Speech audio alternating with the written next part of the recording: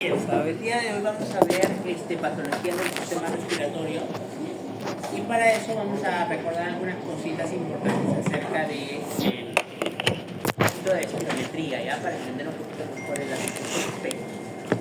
Y cuando nosotros hablamos de patología del sistema respiratorio hay que tener en cuenta que hay múltiples formas de clasificarlo y entre ellas está, como ustedes pueden ver aquí, que sea de etiología infecciosa, es decir, que el punto de partida o la etiología sea básicamente un virus, una bacteria, un parásito. Pueden ser también de acuerdo a que si son neoplasias, es decir, que son cáncer o no es cáncer. Y probablemente una de las formas más interesantes de clasificar las patologías de índole respiratorio es de acuerdo al patrón que generan en la espirometría. Entonces, ustedes recuerdan un poquito acerca de espirometría. Esta espirometría nos daba algunos como son los volúmenes y las capacidades.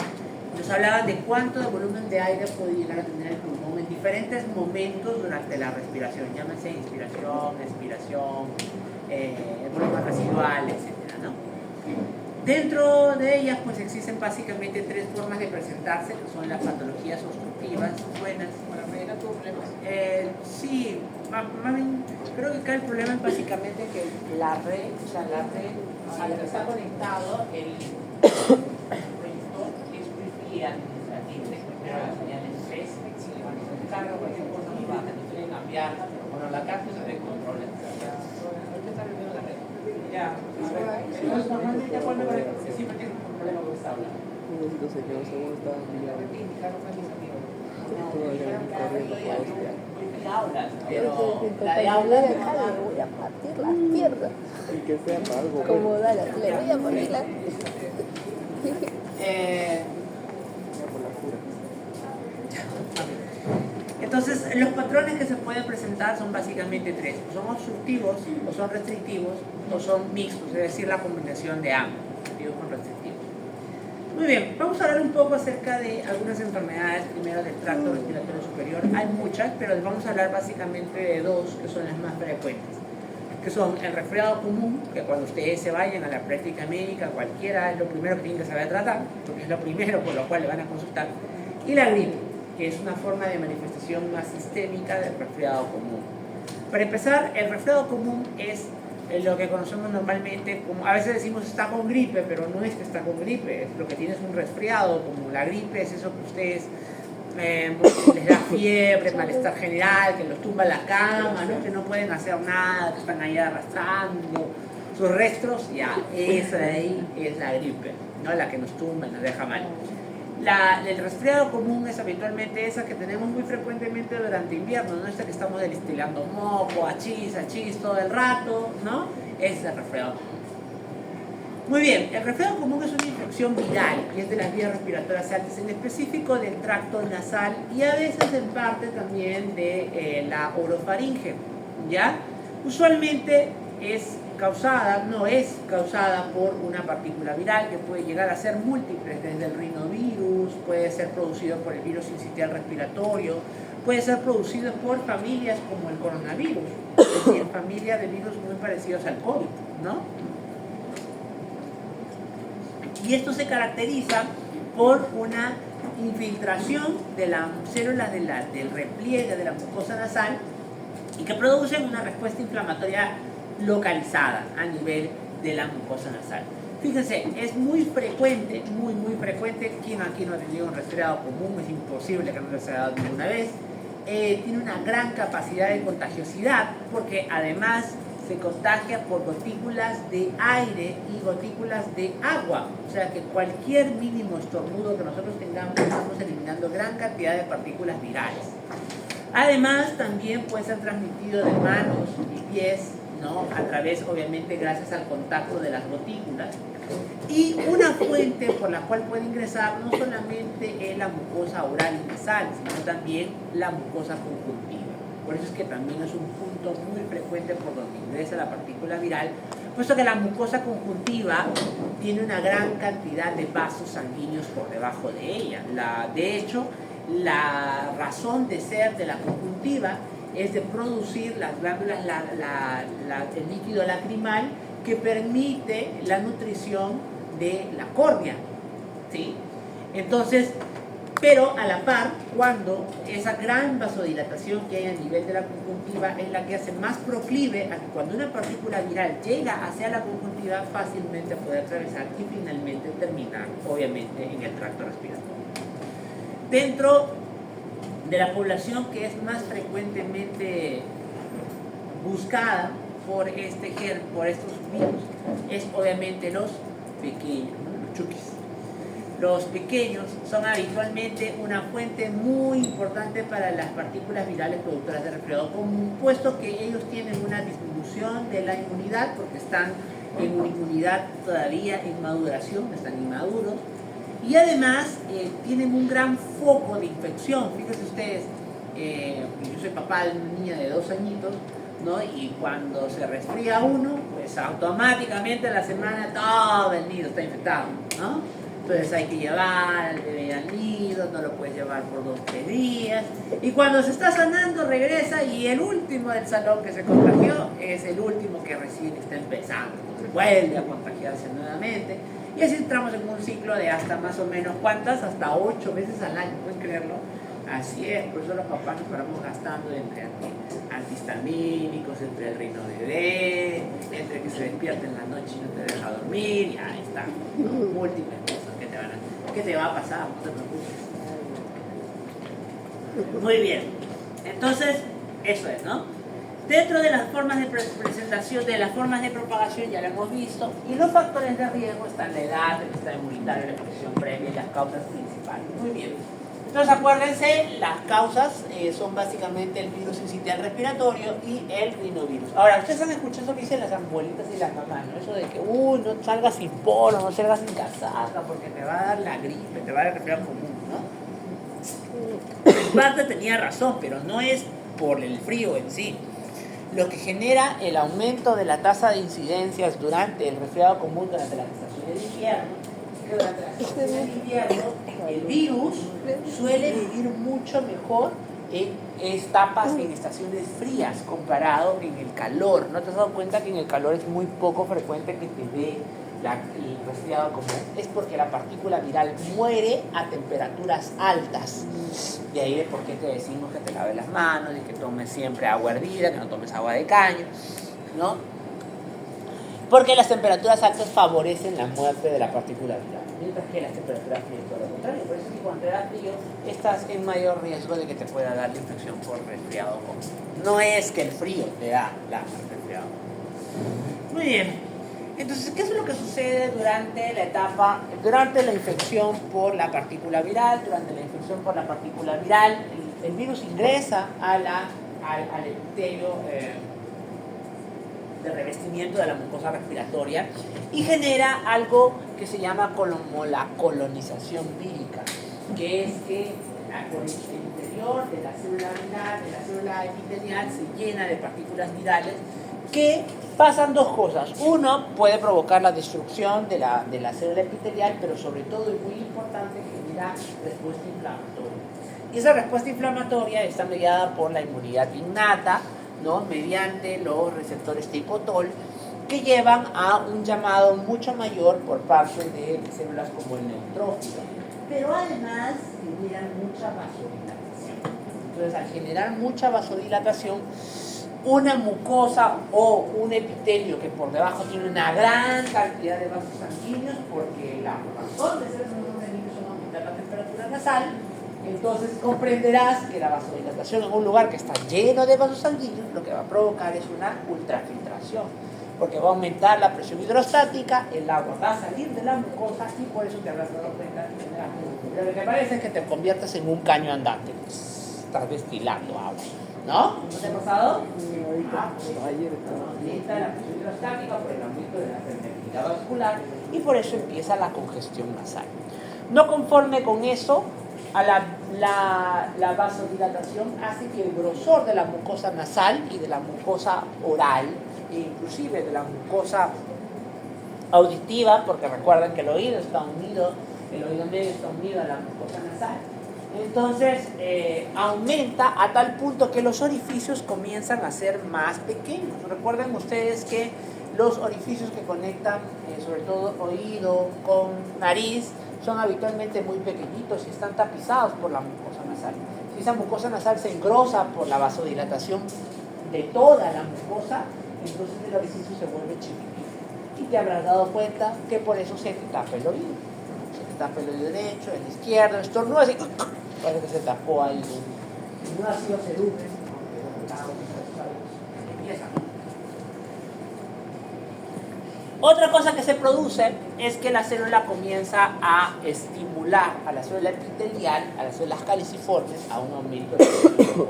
Entonces se habrá dado cuenta que después de aparecer, te conviertes en un caño andante, empieza a aparecer un moco más espeso, verdoso, que se comienza a acumular y empieza, ¿no? Entonces, primero lo característico es que el moco se vuelve de ser líquido nada más a ser un moco transparente, ¿no? Conforme pasan los días, pueden llegar, salud, a mí todos hemos pasado sin más. Yo, la vez que pasaba, ¿me han visto cómo estaba? Era un cadáver andante. Por eso andaba así todo irritable, ¿no? Ayer, la semana pasada nomás, doctor, dice, la semana pasada nomás, y las otras semanas también, señorita, dice. Así es, que los nefrólogos somos fácilmente descompensables. Muy bien, listo. Entonces la inflamación de la mucosa nasal y de la vía respiratoria también a la larga estimula algo que se llaman los receptores tusígenos. Nosotros tenemos algo que se llaman receptores tusígenos que reflejan, que envían señales al bulbo raquídeo para generar un movimiento reflejo que se llama la tos, en el cual yo aumento la presión intratorácica en el intento de querer expulsar alguna partícula viral o, por ejemplo, polvo, etcétera. Es un reflejo normal, la tos es normal. Lo que pasa es que en los procesos respiratorios estos receptores se activan sin que haya algún moco o sin que haya, por ejemplo, algún polvo de por medio. Por eso que estamos a cada rato y nos da ganas de toser, ¿no? Se activa. Muy bien. Y puede haber estimulación inclusive colinérgica aumentando la secreción de moco, rinorrea y tos, y a veces inclusive puede provocar moco. Fíjense, la inflamación, como ustedes saben, puede darse no solamente a nivel local nasal, sino puede darse también a nivel de oído, los oídos, y también de la mucosa lacrimal. Recuérdense que el conducto lácrimo-muconasal, ¿no?, comunica al meato medio hacia el agujero interno de la cavidad del ojo. Entonces fácilmente esta inflamación llega acá y por eso es que podemos hasta lagrimear. ¿Han visto personas que lagrimean por el resfriado común, ¿no? ¿Por qué puede dar amigdalitis? ¿Por qué puede dar ronquera? La ronquera da porque la inflamación puede llegar a punto de acá, a las cuerdas bucales verdaderas. Y al aumentar el tamaño de la mucosa, disminuye por lo tanto el tamaño de la glotis, es decir, el del agujero que está entre las cuerdas bucales verdaderas. Entonces eso cambia la voz. Entonces una persona que está con resfriado común no se han dado cuenta que habla diferente, habla un poco más grueso, habla entrecortado, ¿no? El tono cambia totalmente. Muy bien. Ahora, aquí hay dos parámetros muy importantes que diferenciar, que son la gripe y la tos. No es que sean enfermedades distintas, son manifestaciones diferentes de un mismo agente biológico.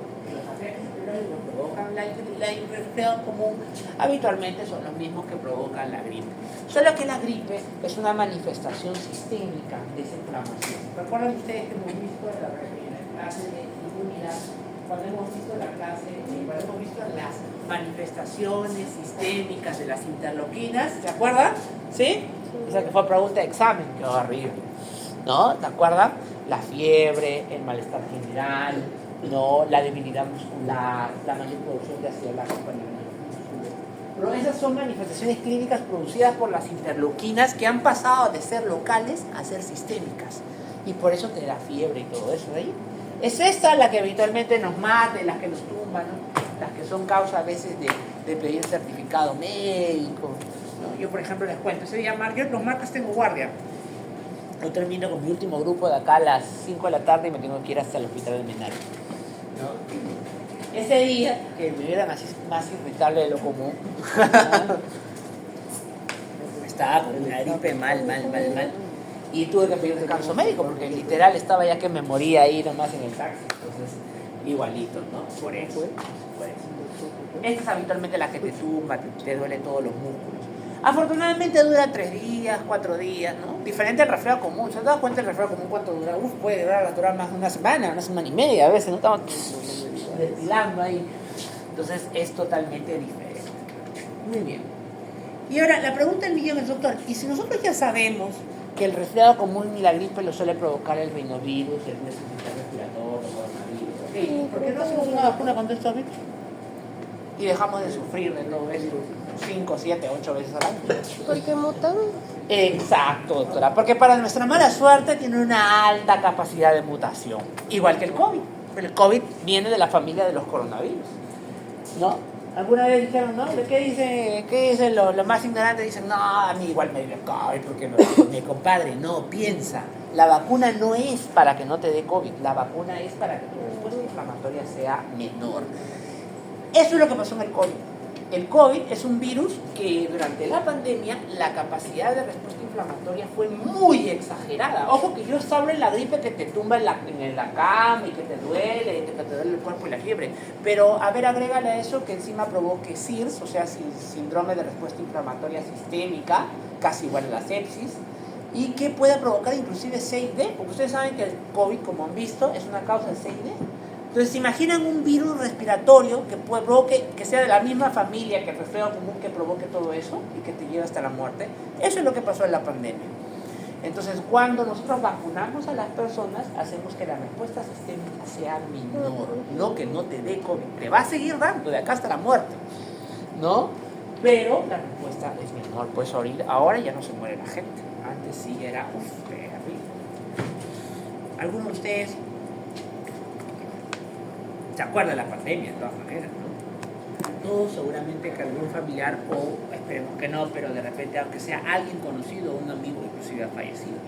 Sí, una época terrible. Yo nunca he visto eso. Muy bien.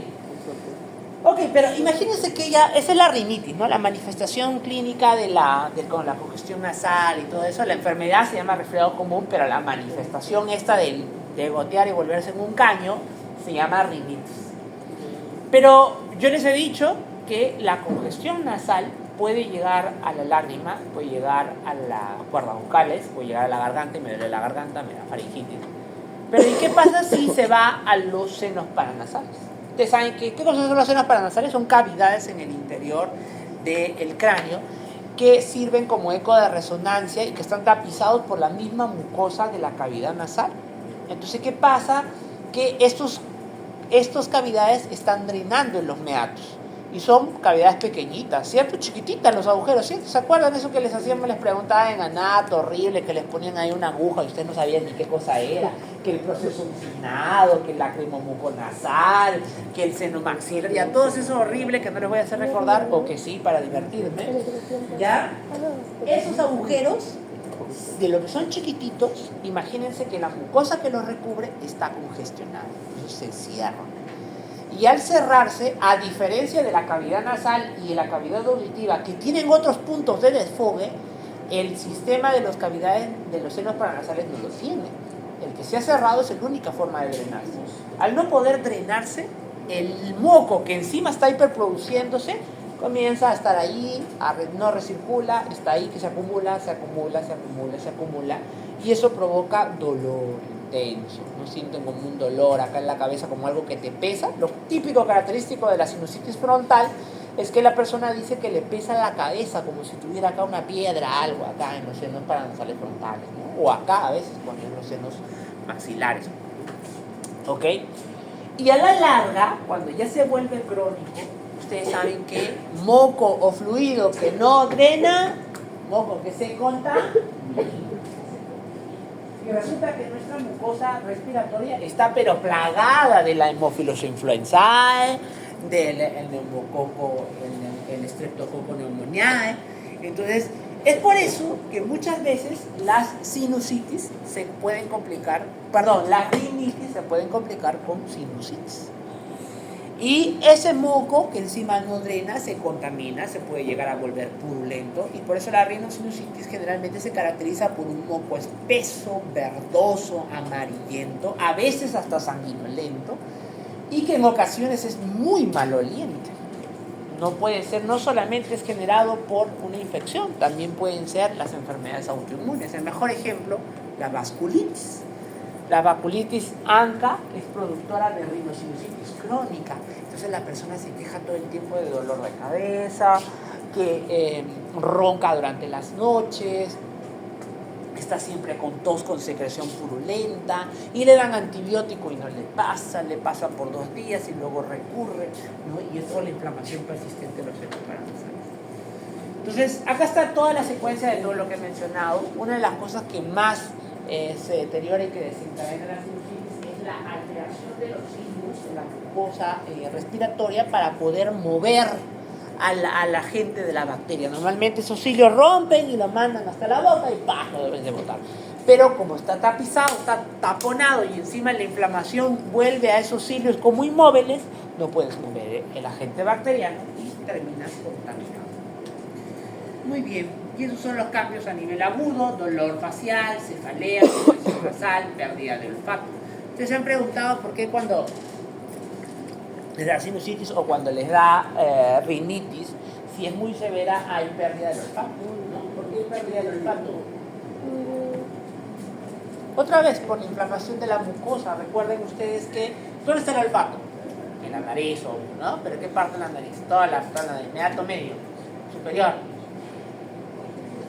El tabique, las coanas, en las partes laterales, las coanas, ¿dónde está? En el techo de la fosa nasal. Correcto, doctora. Ni en el meato superior, ni medio, ni inferior. En el techo. Porque ahí es donde perfora el nervio olfatorio, la lámina cribosa del etmoides. Entonces, la mucosa que está inflamada hace que las terminaciones nerviosas terminen inundadas de tanta inflamación y moco, y por eso es que tú no sientes el olor, ¿no? Estás ahí andando ahí, ¿no? Estás de repente congestionado y no huele. Nada de esas cosas. Muy bien, y en el COVID, por ejemplo, ¿qué es lo que pasó? En el COVID no solamente daba inflamación. De hecho, no había tanta inflamación, lo que había más era una destrucción de las células del nervio olfatorio. Por eso es que, mientras que en la gripe, después de los 2 días, 3 días, recupera la capacidad de respirar, en el COVID, ¿aquí cuántos acá le ha dado COVID? A ver, levante la mano. Sin rocha, al contrario, con orgullo, digan a mí. Yo, por ejemplo, 3 veces. Ya está. Y todas en Navidad. Pero todas me causaron descanso médico, felizmente. Bien. Ya, por lo menos pasé hasta las patas, pero en mi casa. ¿No? Ya está. Qué piña, ¿no?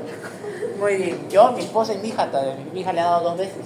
La primera a un año y 6 meses, y la segunda a los 2 años, imagínense, ¿no? Y mientras yo muriéndome por 3 días, ella al día siguiente estaba jugando. Y dice, papá, ya. ¿No? Muy bien. Bien. Bueno, en fin, ¿qué pasó? Y les cuento, por ejemplo, los que alguna vez les ha pasado, en el COVID te deja a veces por 2 semanas sin la capacidad de oler y a veces hasta la pérdida de las papilas gustativas. Tú comes y ¡ah, qué feo! Parece que es esto que estás comiendo, ¿no? No tiene nada de gusto, no tiene nada de mal.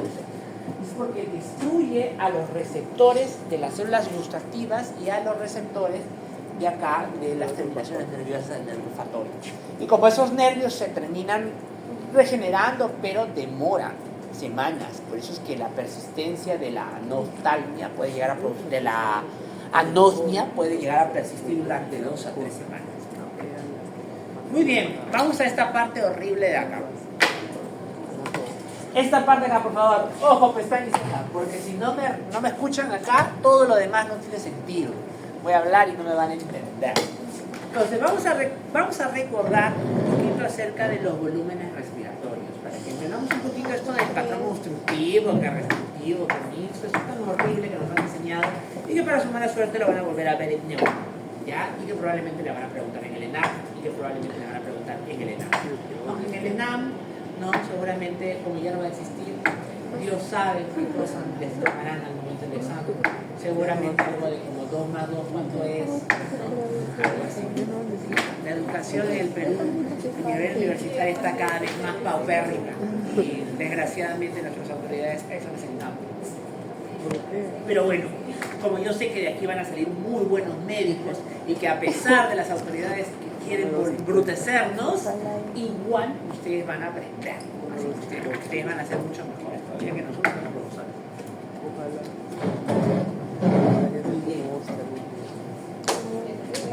A ver, vamos a ver. Cuando nosotros hablamos de fisiología, hablamos de los cambios a nivel pulmonar, que hay a nivel de nuestros pulmones. A ver, ¿recuerdan cómo se llamaba este volumen que iba así? Inspiro, expiro, inspiro, expiro, inspiro, expiro, inspiro, expiro, inspiro, expiro. ¿Cómo se llama eso? Respiratorio, respiratorio. Vamos, vamos, yo les tengo.